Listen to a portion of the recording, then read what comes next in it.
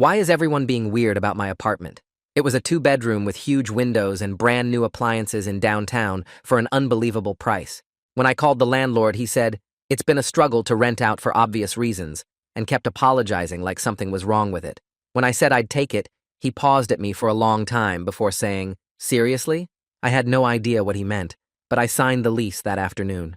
My friend Josh came to help me move, and when I opened the door to show him the place, he literally backed into the hallway. He asked why I would rent this place, and when I asked what was wrong with it, he just kept shaking his head saying, "Dude, you know what's wrong with it." He helped me carry boxes but refused to come inside, and left everything in the hallway for me to bring in myself. My girlfriend Ruby came over that night with a housewarming gift, but stopped in the doorway like there was an invisible wall. She asked if I was pranking her, and when I said no, she started crying actual tears, saying she couldn't believe I'd chosen to live here. She said she'd wait for me in the car while I got my things because she couldn't stay another second, and we ended up going to her place instead. I Googled the address looking for murders or deaths, but found nothing except normal rental listings going back years. I checked crime statistics for the neighborhood, and it was one of the safest in the city. I searched for structural problems or lawsuits or anything that would explain why everyone acted like my apartment was cursed, but came up completely empty. My parents drove up to visit, and my mom physically recoiled when she walked in. My dad pulled me aside and asked if I was having financial troubles, because surely I could afford something better than this. When I told him this was actually expensive for me, he said, "Son, no amount of savings is worth living in a place like this," but wouldn't explain what he meant. I started inviting people over just to see their reactions, and every single person had the same response of absolute horror. My co-worker Zoe said it was the worst apartment she'd ever seen. My neighbor from across the hall asked why I would do this to myself. The pizza delivery guy asked if I was being held here against my will and offered to call someone for me. I wondered if maybe there was something wrong with how it smelled that I'd gotten used to, so I bought air quality meters and had professional testing done. Everything came back normal with no mold or gas leaks or chemical problems. I hired a home inspector who said structurally it was one of the soundest apartments he'd seen, but he still seemed uncomfortable the entire time he was there. Then I thought maybe someone had died here recently, so I talked to the other tenants in the building. The old woman next door said nobody had lived in my apartment for at least 5 years, and she'd never understood why since it was the nicest unit in the building. The guy downstairs said multiple people had rented it, but nobody ever lasted more than a week, though he didn't know why. I brought in a priest to bless the apartment thinking maybe people were sensing something supernatural.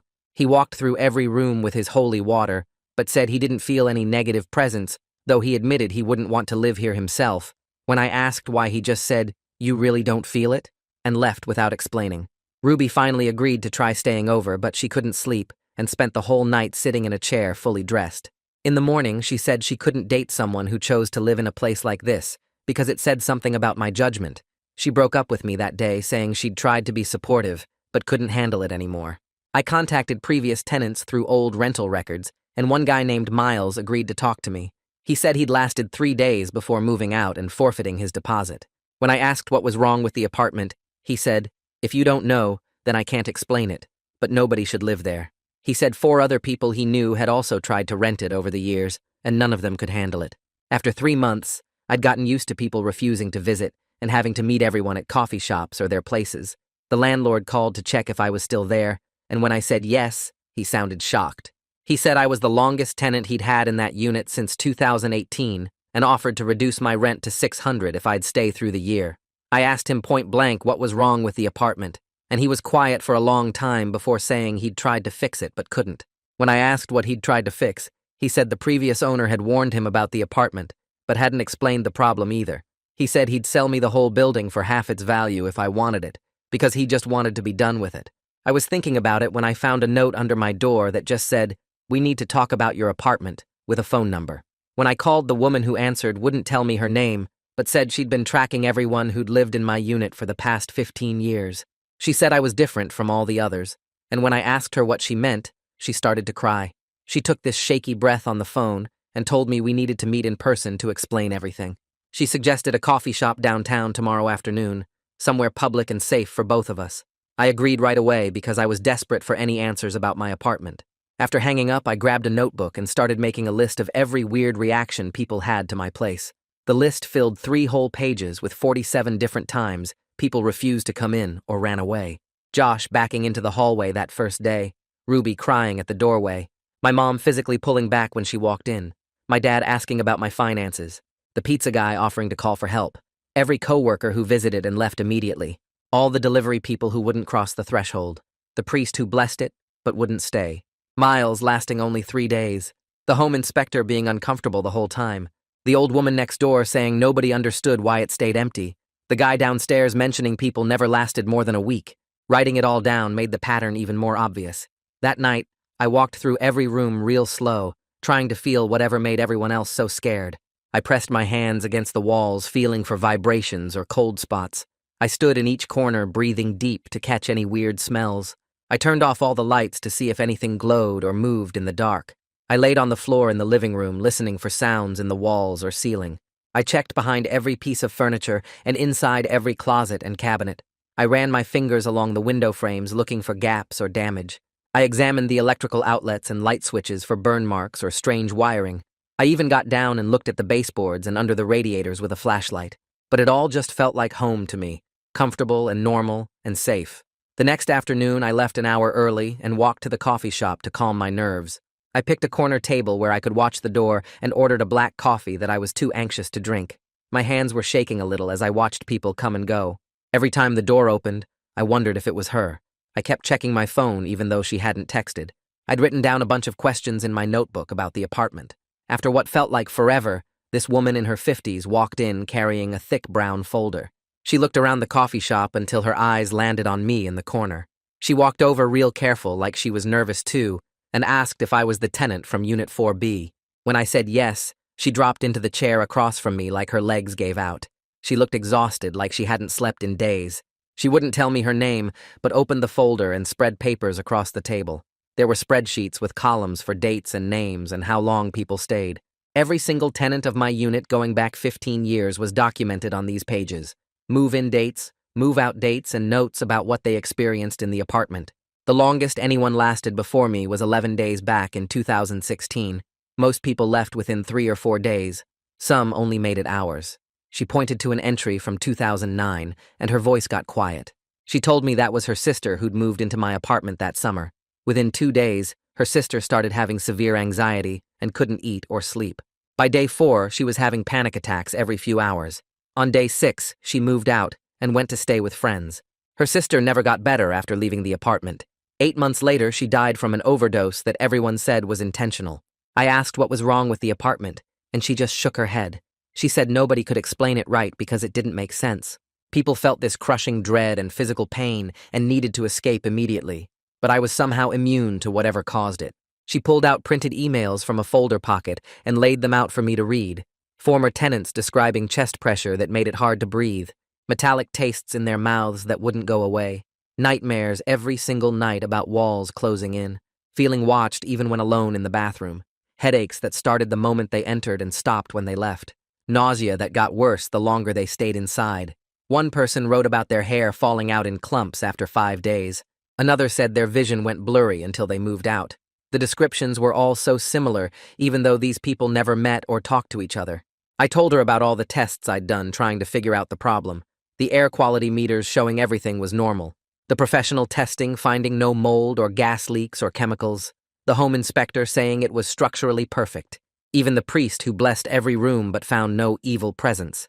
She nodded like she already knew and pulled out another sheet. 12 other tenants had tried the exact same tests over the years with the same results. Everything always came back completely normal, with no explanation for what people felt.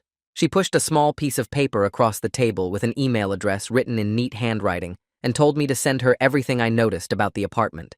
I folded it into my wallet while she gathered up all the papers and stuffed them back into the folder. She wanted me to document every detail, no matter how small or stupid it seemed, because maybe I'd noticed something everyone else missed. The coffee had gone cold, but neither of us had touched our cups anyway. She stood up and said she'd be checking her email every day waiting for my observations. I watched her walk out and get into an old Toyota before driving away. Back at my apartment, I grabbed a notebook from the kitchen drawer and started writing down everything about the place. The date was March 15th, and it was 60 degrees outside with no wind. I walked through each room writing what I saw and felt and smelled. The living room had afternoon sun coming through the huge windows, making squares on the hardwood floor. My skin felt normal, and my breathing was regular, and I didn't taste anything weird in my mouth. I made columns in the notebook for date and time and weather and physical sensations and decided to update it every few hours. Then I opened my laptop and created a spreadsheet to track every person who came near the apartment. I put columns for their name and how long they stayed and what their reaction was and any specific things they said or did. Looking at the empty rows made me realize how few people had been here since I moved in 3 months ago. I typed up an email to my parents explaining that I was trying to figure out what was wrong with the apartment and needed their help.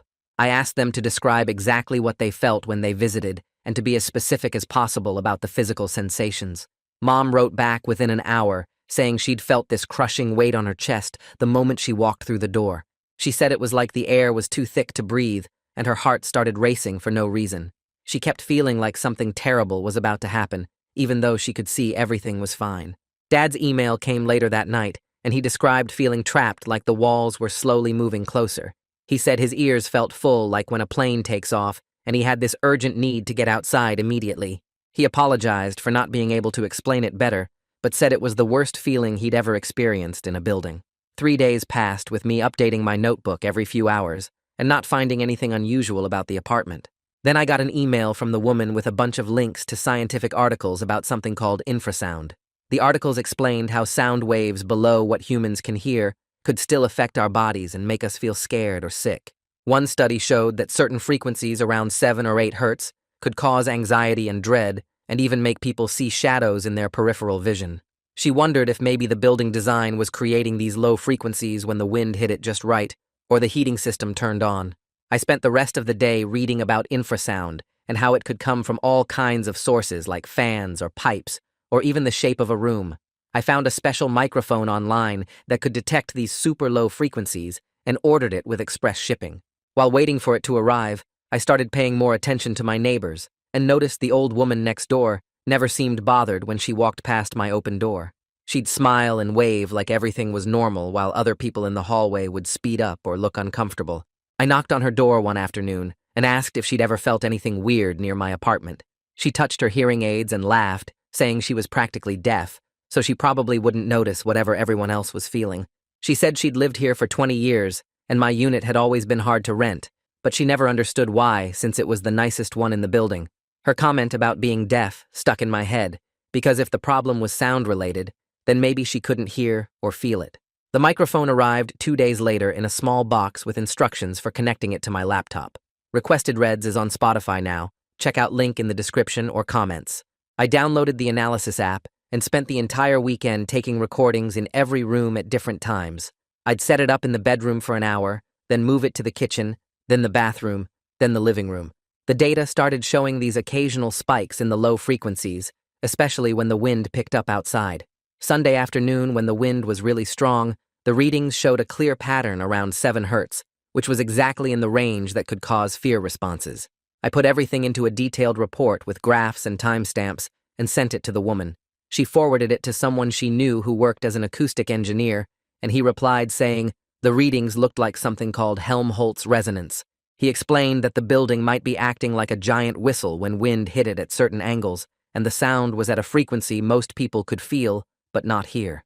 Monday morning, the landlord called to check if I was still living in the apartment, and when I said yes, he sounded shocked again.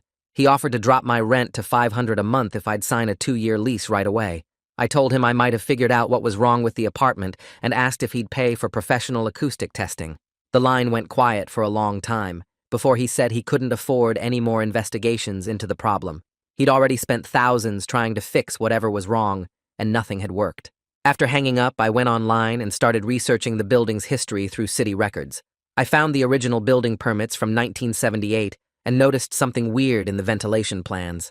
The architect had designed a special air chase that ran behind all the north-facing apartments to improve airflow.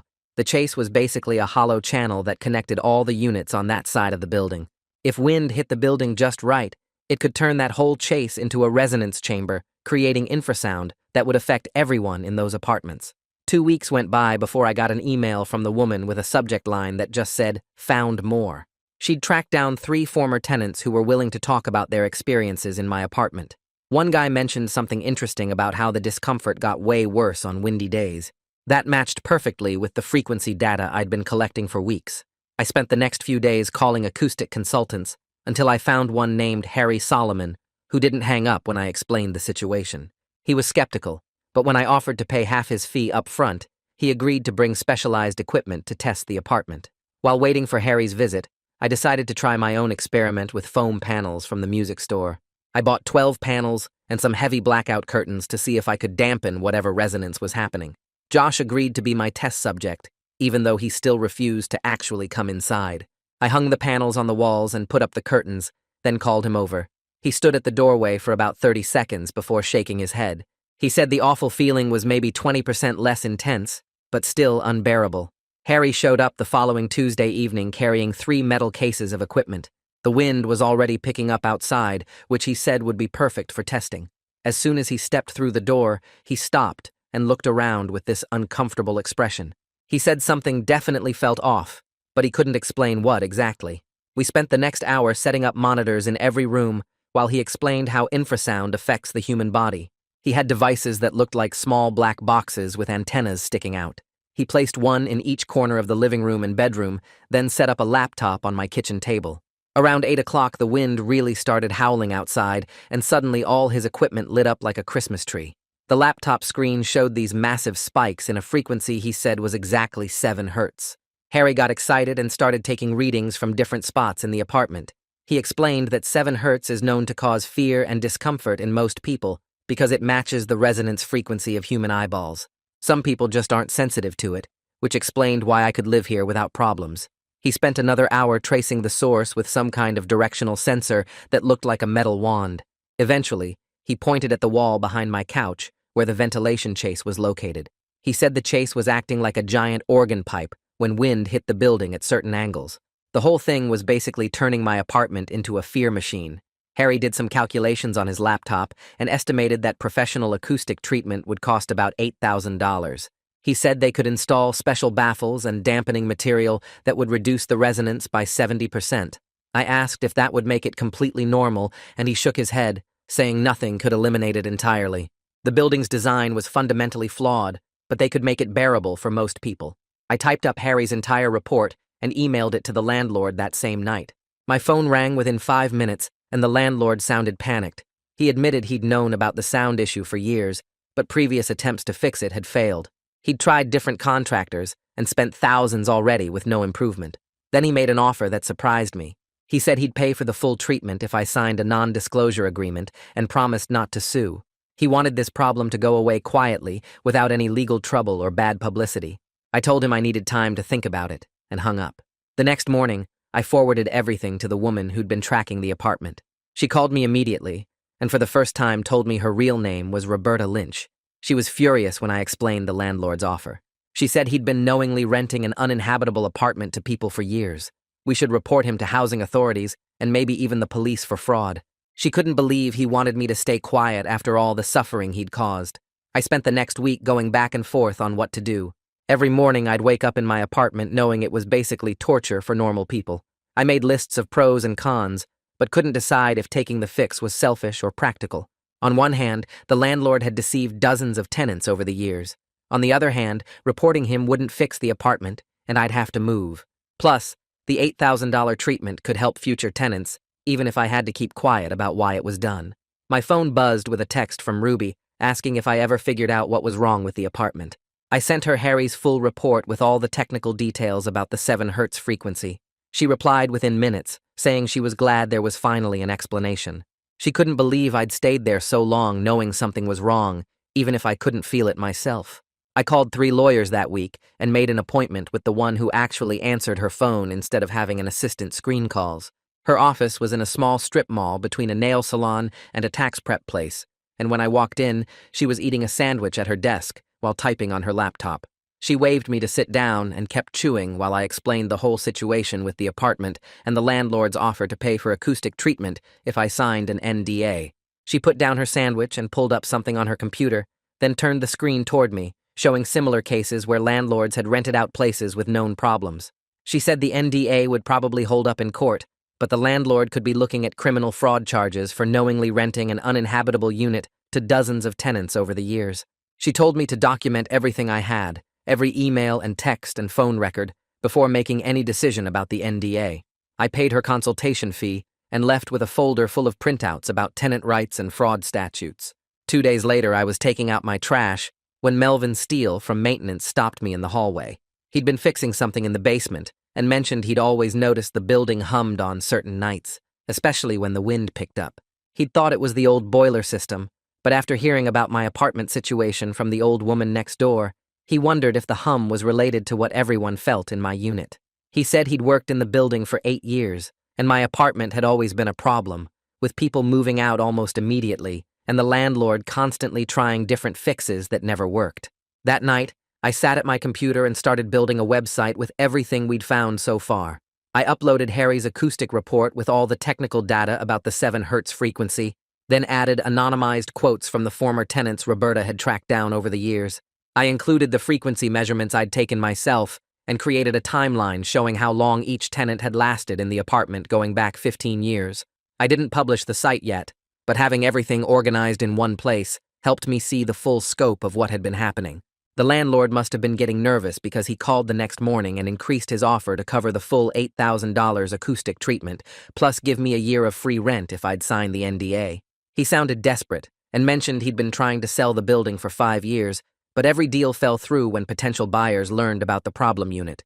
He said he just wanted this nightmare to end and would do whatever it took to make me happy if I'd keep quiet about it. Roberta wasn't happy when I told her about the increased offer, but she had her own plan. She took me to meet with a tenant advocacy group downtown that wanted to use my apartment as a test case for requiring acoustic testing in all rental properties. The group's director showed me draft legislation they were pushing that would mandate frequency testing along with standard safety inspections. They offered to cover all my legal costs if I was willing to go public with the story and testify at city council meetings about my experience. The meeting lasted 2 hours with them showing me similar cases from other cities where infrared had been discovered in apartments and office buildings. As I walked home, I realized I hadn't had anyone over to my place in 4 months. The isolation was hitting me harder than I'd admitted, always having to meet friends at coffee shops or go to their apartments instead of inviting them to mine. I started browsing rental listings that night, and everything in my price range was either a studio, had no windows, or was an hour outside the city. My current place would be perfect if not for the infrared issue that made everyone else feel like they were dying. I was comparing apartment listings when Harry sent an email with a cheaper solution he'd been working on.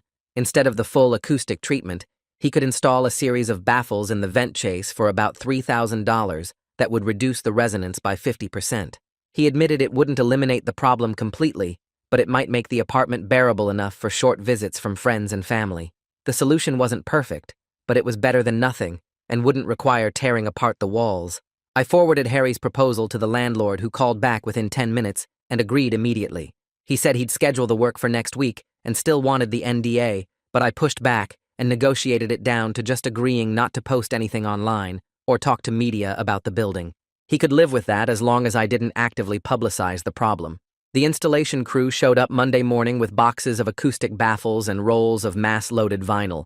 They spent 2 days cutting open the wall behind my couch to access the vent chase, and the whole apartment smelled like construction adhesive and drywall dust. Workers installed metal brackets to hold the baffles in place and sealed every gap with acoustic caulk, while I worked from coffee shops to avoid the noise and fumes. They patched the wall on Wednesday afternoon and said the paint would need a few days to fully dry. Harry came back Friday evening with his testing equipment to measure the results.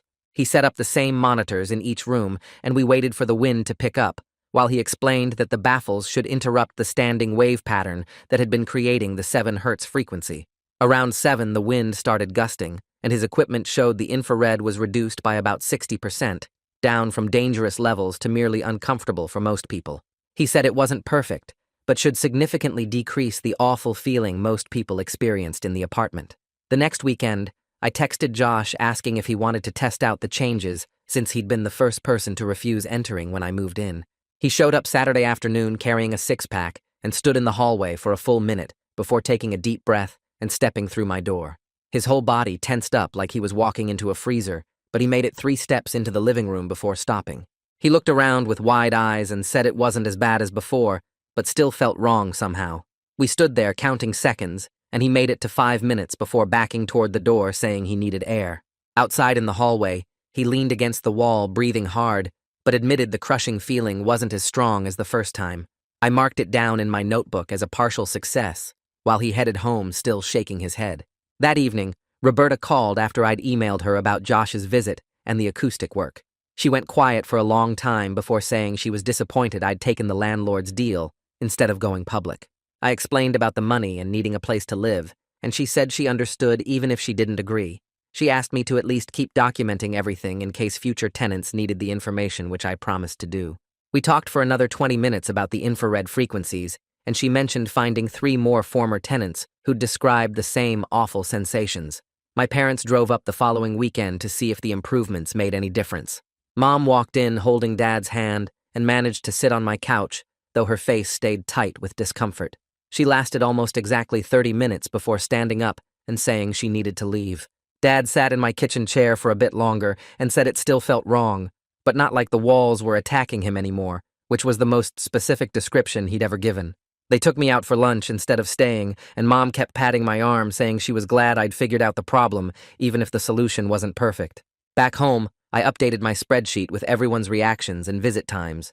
The data showed the acoustic treatment had made the apartment tolerable for short visits, but nobody could stay comfortably for more than an hour.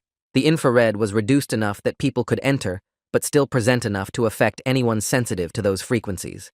I color-coded the entries and added notes about weather conditions, since wind still made the remaining resonance worse. A month after the treatment, I realized I was sleeping better than I had in months. My usual insomnia had mostly disappeared, and I wondered if the infrared had been affecting me in subtle ways I hadn't consciously noticed. At work, people mentioned I seemed less irritable, and my productivity reports showed improvement. I started tracking my sleep patterns and mood changes in a separate spreadsheet, wondering how much the constant low-frequency exposure had been messing with my brain. One afternoon, the guy from downstairs knocked on my door to thank me for whatever I'd done to fix the vibration. He said he used to feel it through his ceiling on windy nights, but it had mostly stopped after the construction work.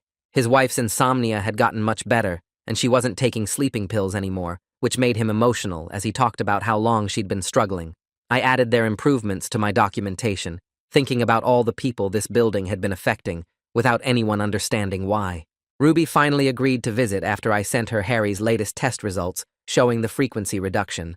She showed up on a Tuesday evening and managed to walk all the way to my bedroom before the discomfort hit her.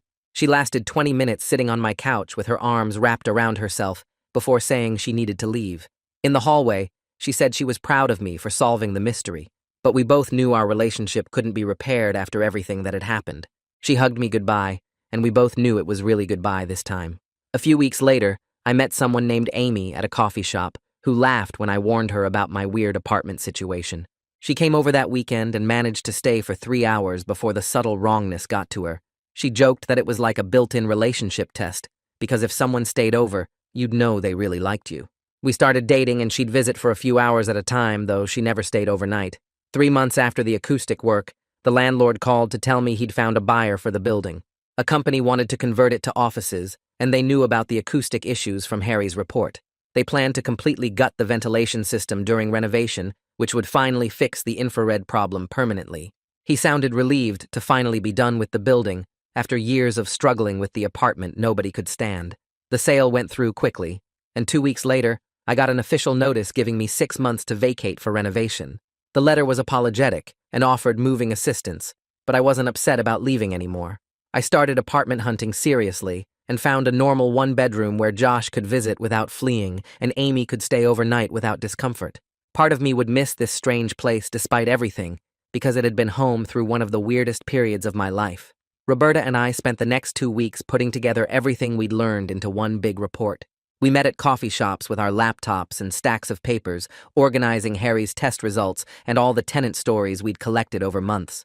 She knew exactly how to format everything, so the tenant advocacy group would take it seriously. We included graphs showing the infrared frequencies and charts, tracking how long each person lasted in the apartment before leaving. The group's leader read through our 60-page report and said this was exactly the kind of evidence they needed to push for new acoustic standards in the building codes. She said most cities didn't even test for infrared during inspections because nobody thought about sounds people couldn't hear. 3 months before my move-out date, I started looking for a new place and found a 1-bedroom apartment about 10 blocks away. The rent was $300 more than what I'd been paying, but when Josh came to check it out with me, He walked right in without hesitating. He sat on the floor of the empty living room and said it felt completely normal, which made me realize how much I'd missed having friends over without warning them first. The landlord of the new place seemed confused when I asked about acoustic issues and said nobody had ever asked him that before. I signed the lease that afternoon and felt relief knowing I'd have somewhere normal to go when the renovation started. A week before moving, I decided to throw a goodbye party for the apartment, but obviously couldn't have it at my place. I booked a table at a Mexican restaurant downtown and invited everyone who'd been part of the whole weird experience. Josh came, and so did my parents, and even my old coworker who'd called it the worst apartment she'd ever seen. Everyone kept making jokes about my haunted apartment and asking if I'd missed the ghost.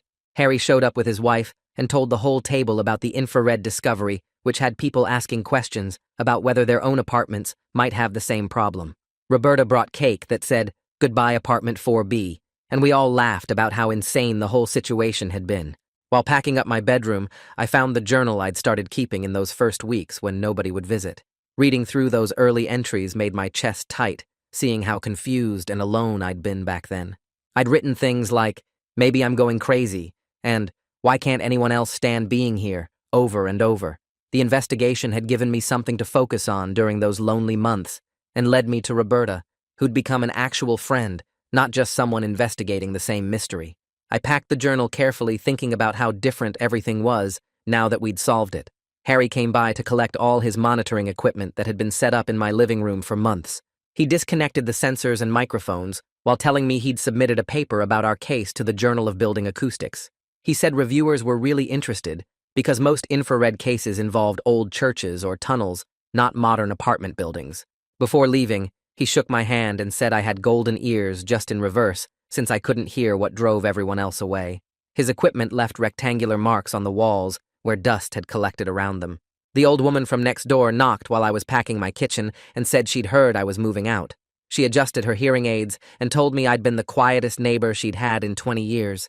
She said she never understood why the apartment stayed empty for so long since it seemed perfectly nice to her. I realized her deafness had protected her from the infrared, the same way my weird immunity had protected me. She gave me cookies she'd baked and said whoever moved in after the renovation probably wouldn't be as considerate. On moving day, I walked through the empty apartment one last time with my phone recording video.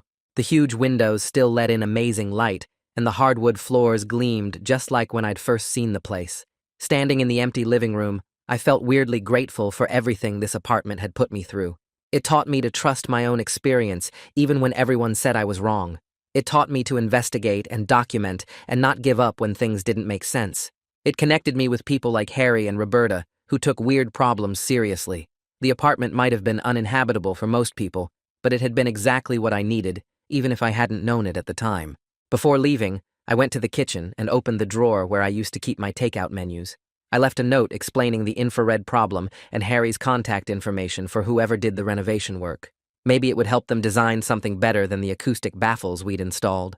Maybe they'd find a way to completely eliminate the resonance so future tenants wouldn't have to deal with any of it.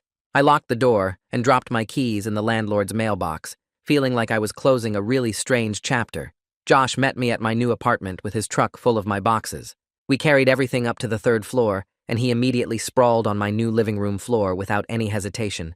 We ordered pizza, and the delivery guy handed it over without asking if I needed help escaping. Josh stayed until midnight helping me unpack, and we watched a movie on my laptop sitting on the floor surrounded by boxes. It felt so normal, I almost wanted to cry. That first week in the new place, I kept waiting for something to feel wrong, but everything stayed completely regular. I slept through every night without weird dreams, or waking up uneasy. My shoulders stopped being tense all the time, and I realized the infrared must have been affecting me in ways I hadn't even noticed. The new apartment was smaller, and the kitchen was older, and the windows weren't nearly as nice, but none of that mattered because people could actually visit me here. 2 weeks later, Roberta sent me an email with photos from the old building showing workers tearing out walls in 3 other units. She wrote that the new owners found the same acoustic problems in apartments 2B and 6B when they started renovation work. The construction foreman told her they were spending almost $200,000 to completely redesign the ventilation system throughout the entire building. I printed out her email and added it to my thick folder of documentation, feeling weirdly satisfied that our research was validated. She invited me to join her informal network of people investigating problem apartments, and I agreed immediately. Over the next few months, I helped 12 different people who contacted her about apartments where everyone felt uncomfortable but couldn't explain why. Most cases turned out to be mold or electrical issues, but 3 had acoustic problems similar to mine. I created detailed guides showing how to test for infrasound using phone apps and cheap microphones. One woman in Seattle had been living in an apartment for 2 years where visitors lasted less than 10 minutes, and her solution ended up being thick rugs and wall hangings that dampened a 9 hertz resonance from the building's elevator shaft. 6 months after moving out, I drove past my old building on the way to meet Amy for lunch. Construction trucks filled the street, and workers were installing massive new ventilation units on the roof. The whole north side of the building was covered in scaffolding with crews replacing the entire vent system that had caused so much trouble. I took photos through my car window, thinking about all the previous tenants who suffered without knowing why. Amy laughed when I showed her the pictures at lunch and said my weird immunity to infrasound should be listed as a special skill on dating apps. We'd been together 4 months, and she still found the whole apartment story fascinating, even though I'd told it dozens of times. She said most people would have just moved out immediately, but I had to turn it into a whole investigation. The city council passed Roberta's proposed acoustic standards 3 weeks later, requiring all new construction to include basic frequency testing. The local news covered it as a minor building code update with no mention of haunted apartments or people fleeing in terror. Roberta and I watched the council meeting online, and she said it was a small victory, but could prevent future problems. Harry sent me an email every few months with updates about how my case was used in acoustic engineering courses. He'd written 3 papers about the 4B anomaly and said it was becoming a standard example of how building design can create uninhabitable spaces through sound. Graduate students were using my apartment as a case study for their thesis projects. He attached one paper where a student had created a computer model showing exactly how the wind speed and direction created the specific 7 hertz frequency that affected everyone except me. Life settled into a normal routine where I could have people over without warning them first. Josh came by every weekend to watch games and stayed until midnight without any discomfort. My parents visited and Mom cooked dinner in my kitchen without crying or backing away from invisible walls. The pizza delivery guy handed over my order without offering to call for help. I kept all my documentation in a filing cabinet as proof the whole thing really happened. Sometimes I'd flip through Harry's reports and Roberta's emails and the photos of the acoustic baffles being installed. The apartment that everyone said was cursed had taught me to trust my own experience, even when everyone else said something was wrong. I'd made real friends like Roberta, who took weird problems seriously instead of dismissing them. Harry still called occasionally to discuss new acoustic discoveries and always thanked me for being patient during his investigation. The whole experience taught me about persistence and documentation and not giving up when things didn't make sense. I learned that sometimes the answer to a mystery is something nobody expects, like sound frequencies below human hearing. The apartment everyone fled from ended up connecting me to a whole network of people solving similar problems. Looking back now, I'm genuinely grateful for those lonely months of isolation and confusion because they led to something useful. I helped prevent other people from going through the same experience, and that made all the frustration worth it.